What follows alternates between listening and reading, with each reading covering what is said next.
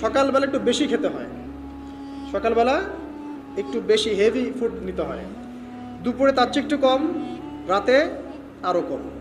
আর আমাদেরটা উল্টা, কিন্তু সকালে অল্প একটু, দুপুরে একদম বিশাল, রাতের বেলা আরও বিশাল, নাকি?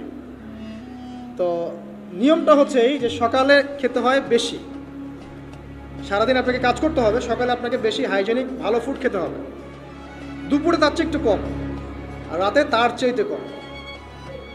আমাদের সুন্নাহটা কেমন? আমরা 7 পেট খাই। কয় পেট? 7 পেট। যদি পেটের মধ্যে কিছু জায়গা ফাঁকা থাকে সেটাও কিছু মিষ্টি দিয়ে ঢুকায় সাবার পেটে ভর্তি করতে হবে, এটা চ্যালেঞ্জ, পেটটা ভর্তি করতে হবে।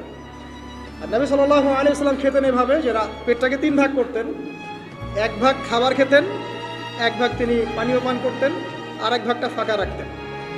আপনি এভাবে খাওয়া শুরু করেন, দেখবেন আপনি ফিজিক্যালি ফিট ফিল করছেন এবং আপনি ক্লান্ত হচ্ছেন কম, অলসতা কম আসছে কাজে, আপনি এনথুজিয়াজম পাবেন ইনশাআল্লাহ। তো খাবারের ব্যাপারটা সতর্ক থাকে। আর এই যুগে খাবারের মধ্যে প্রচুর ভেজাল আছে।